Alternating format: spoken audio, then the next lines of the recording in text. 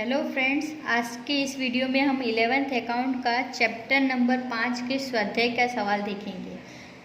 स्वाध्याय का सवाल नंबर 2 है। पहला सवाल मैं बाद में कराती हूँ। क्वेश्चन नंबर 2 है।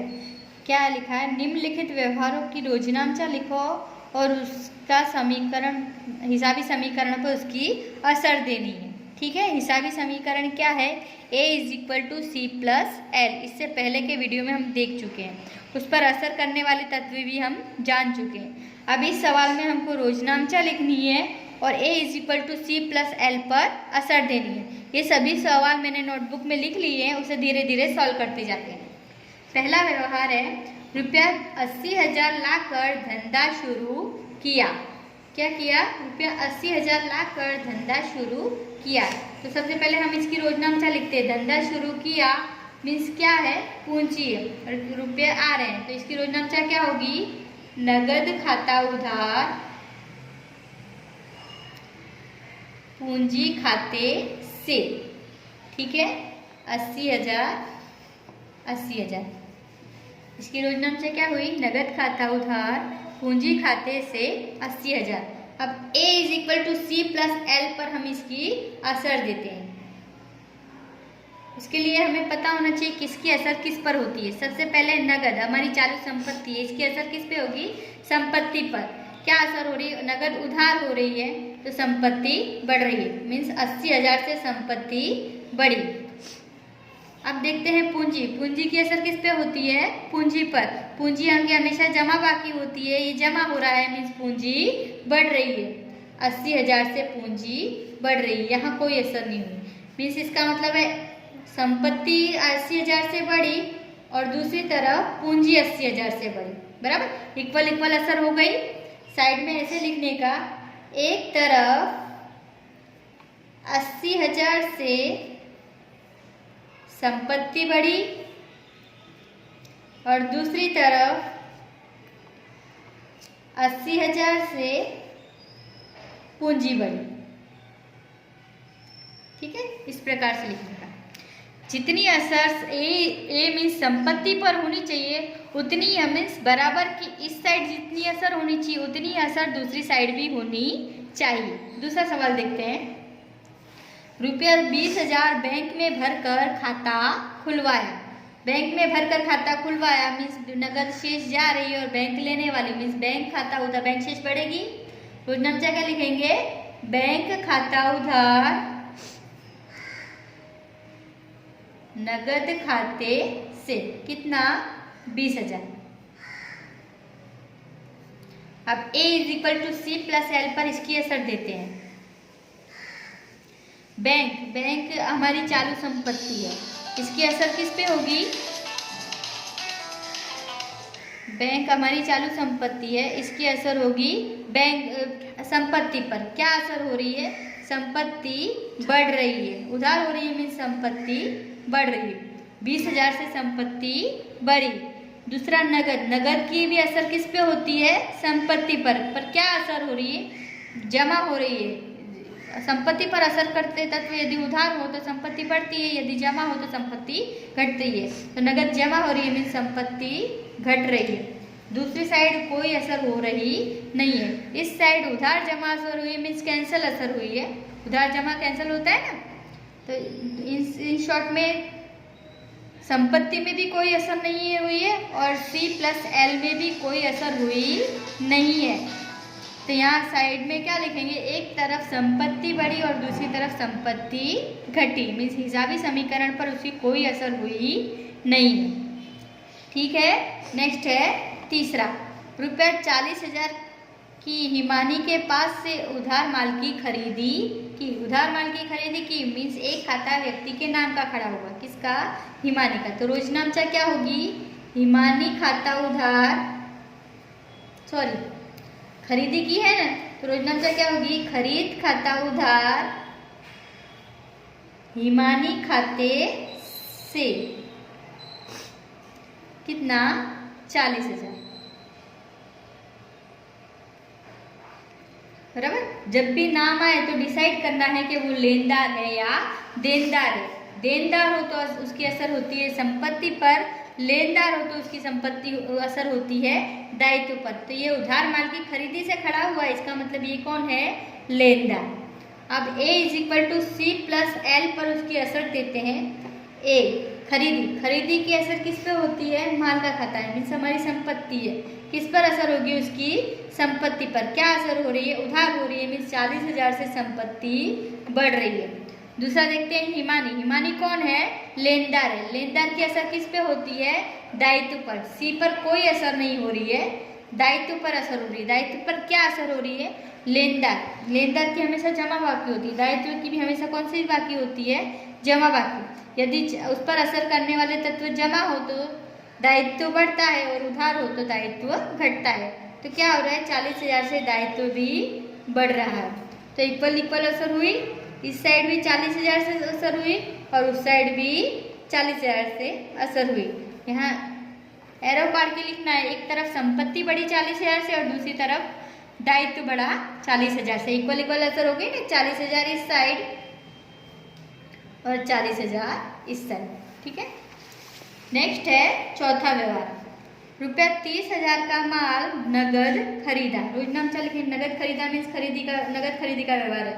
रोजनामचा क्या लिखेंगे, खरीद खाता उधार नगद खाते से कितना, 30,000। इसकी A = C + L पर हम असर देंगे।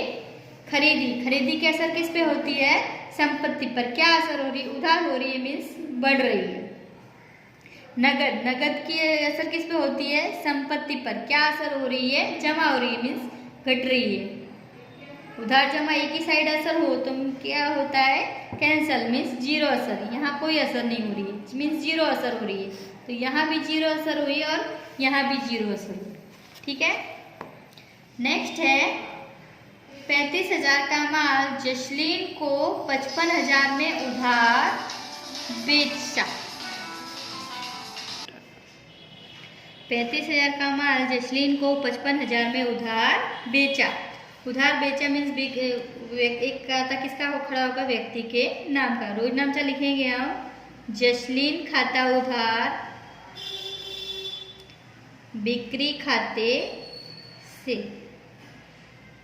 बराबर, रकम में डिफरेंस है तो लाभ या हानि भी आएगी। 35,000 का माल है, हमने कितने जसलीन में को कितने में बेचा है, 55,000 में। तो जसलीन से कितने लेने पड़ेंगे, 55,000। तो जसलीन खाता उधार करेंगे 55,000 से। कितने का माल था, 35,000 का। माल कितने का गया, 35,000 का। रकम में डिफरेंस आया 20,000, तो उसे क्या कहेंगे, लाभ हानि खाता। उधार साइड डिफरेंस आए तो उधार साइड लाभ हानि लिखेंगे और जमा साइड डिफरेंस आए तो जमा साइड लाभ हानि लिखेंगे। अब इसकी A = C + L पर असर देते हैं। जसलीन, अब नाम आए तो डिसाइड करना है वो देनदार है या लेनदार। ये उधार बिक्री का व्यवहार है, इसका मतलब ये कौन है, देनदार। देनदार की असर होती है संपत्ति पर और लेनदार की असर होती है दायित्व पर।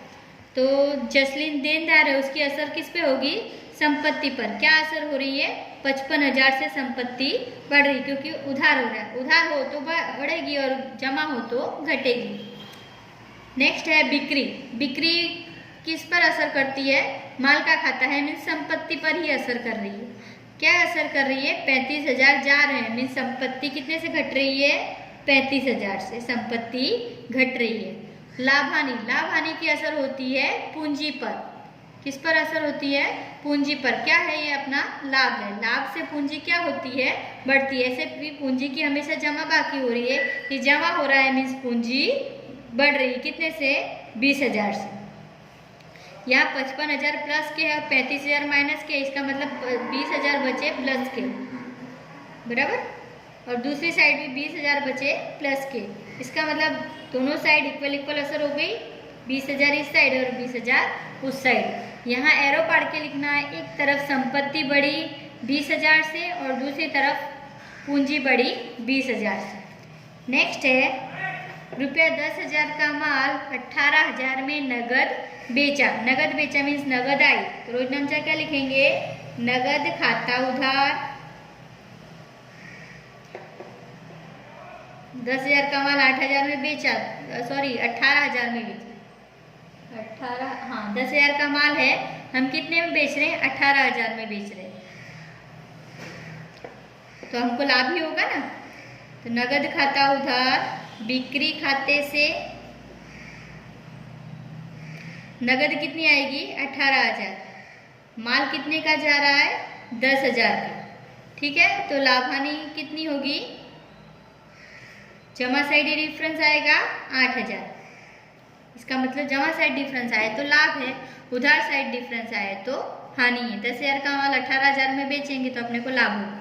अब A is equal to C plus L पर उसकी असर देते हैं।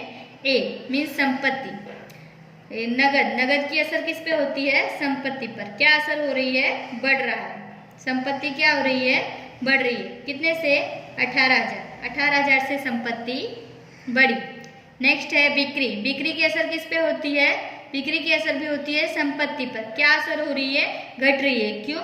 जमा हो रही है। तो 10,000 से संपत्ति घटी।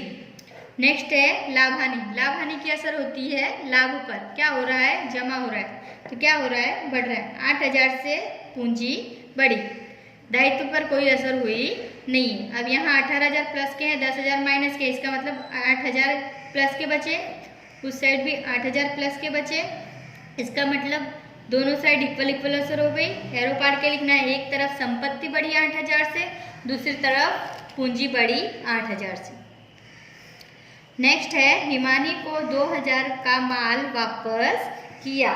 हमने क्या किया था? हिमानी से माल खरीदा था, अब उसको वापस कर रहे हैं, मीन्स खरीद वापसी हुई। खरीद वापसी हमेशा जमा होती है। उसकी रोजनामचा क्या लिखेंगे? हिमानी खाता उधार, हिमानी लेने वाली हुई तो हिमानी खाता उधार खरीद वापसी खाते से कितना? 2,000 का माल अपने ने रिटर्न किया है। अब जब भी नाम आए तो हमें डिसाइड करना है वो देनदार है या लेनदार है।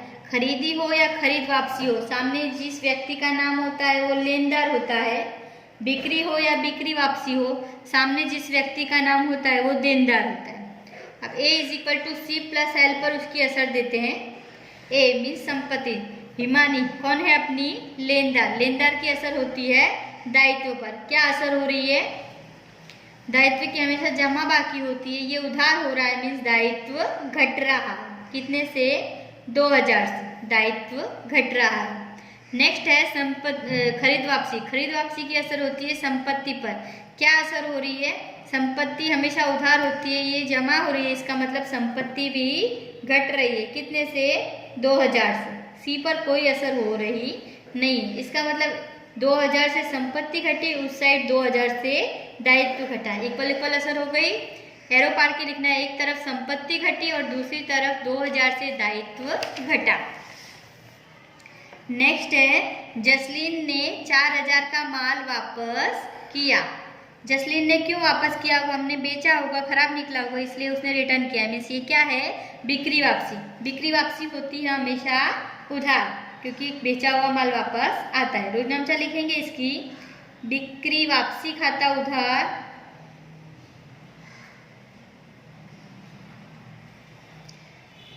जसलीन खाते से कितना? 4,000।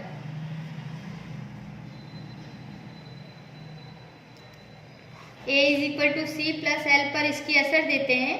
बिक्री वापसी। बिक्री वापसी मीन्स इसकी असर किस पे होती है? संपत्ति पर। क्या असर हो रही है? संपत्ति हमेशा उधार होती है, ये उधार हो रहा है, मीन्स संपत्ति क्या हो रही है? 4,000 से बढ़ रही है। नेक्स्ट है जसलीन। नाम दिया है तो हमको डिसाइड करना है देनदार है या लेनदार है। बिक्री है और बिक्री वापसी में सामने जो व्यक्ति होता है वो क्या होता है? देनदार। देनदार की असर होती है संपत्ति पर।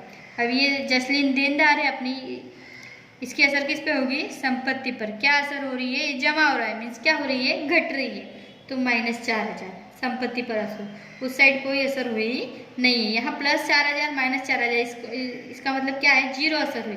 तो दोनों साइड इक्वल असर हो गई। लिखेंगे एक तरफ संपत्ति बढ़ी 4,000 से, दूसरी तरफ संपत्ति घटी 4,000 से। नेक्स्ट है हिमानी और जसलीन के साथ हिसाब का निपटारा हुआ। जनरली हिमानी से अपने ने माल खरीदा था, तो तो उसको रकम चुकानी पड़ेगी। हिसाब का निपटारा हो, इसका मतलब हमने रकम चुका दी। तो उसकी रोजनामचा हम लिखेंगे हिमानी खाता उधार नगद अथवा बैंक खाते से। अब रकम हमें डिसाइड करनी पड़ती है, बाद में डिसाइड करते हैं। अब इसके अलावा दूसरी कर लेते हैं, जसलीन के साथ भी हिसाब का निपटारा किया। जसलीन को हमने माल बेचा था, तो अब उसको रकम अब वो हमें रकम चुकाएगा, मीन्स नगद आएगी। लिखेंगे नगद खाता उधार जसलीन खाते से। ठीक है, अब रकम डिसाइड करते हैं, कितनी रकम अपने को चुकानी पड़ेगी या कितनी रकम हमें मिलेगी। व्यवहार नंबर 3 देखो, व्यवहार नंबर 3 है, अपने ने हिमानी का खाता जमा किया है 40,000 से। ठीक है, इसका मतलब 40,000 की माल खरीदा था, 40,000 हमको उससे लेने थे। इसके बाद दिया अपने ने 7वां व्यवहार देखो, हिमानी अपने ने 2,000 का माल रिटर्न किया है। 40,000 में से 2,000 का माल हमने रिटर्न किया है, मीन्स कितने 38,000 अब हमें उसको चुकाने पड़ेंगे। तो कितनी रकम आएगी यहाँ पे 38,000। ठीक है, अभी इसी प्रकार जसलीन का देखते हैं। तो जसलीन को हमने 5वां व्यवहार देखा। 5वां व्यवहार 35,000 का माल हमने जसलीन को कितने में बेचा है 55,000 में। तो हमको इसका मतलब हमने जसलीन से कितने लेने हैं 55,000। अब 8वां व्यवहार देखो, 55,000 लेने थे, जिसमें से 8वां व्यवहार देखो, जसलीन ने 4,000 का माल वापस किया है। ठीक है, कितने का माल वापस किया 4,000 का। 55 का हमने बेचा था, उसने 4,000 का रिटर्न किया, मीन्स 51,000 हमें उससे मिलेंगे। तो उसकी रकम कितनी आएगी 51,000। अब A = C + L पर दोनों की असर देते हैं। पहला हिमानी, हिमानी अब नाम हो तो हमको डिसाइड करना है कौन। हिमानी अपनी लेनदार है क्योंकि खरीदी से खड़ी हुई है, उधार खरीदी से, और जसलीन अपना देनदार है, उधार बिक्री से खड़ा हुआ है। तो हिमानी अपनी लेनदार है, उसकी असर किस पे होगी दायित्व पर। क्या असर हो रही है, दायित्व हमेशा जमा हो रहा है, यहाँ उधार हो रहा है, इसका मतलब क्या असर हो रही है घट रहा है। 38,000 से दायित्व घटा। ठीक है, नेक्स्ट है नगद। नगद की असर होती है संपत्ति पर। क्या असर हो रही है जमा हो रहा है। क्यों जमा हो रहा है, क्योंकि माइनस हो रहा है, क्यों क्योंकि यहाँ जमा हो रहा है। तो और सी पर कुछ असर हो रही नहीं है, इसका मतलब 38,000 से संपत्ति घटी और 38,000 से दूसरी साइड दायित्व घटा, इक्वल इक्वल असर हो गई।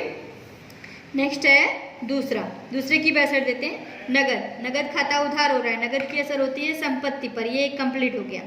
नगद की असर होती है संपत्ति पर, क्या असर हो रही है बढ़ रहा है, क्यों क्योंकि उधार हो रही है, अगर जमा हो रही हो तो माइनस घट रहा होगा।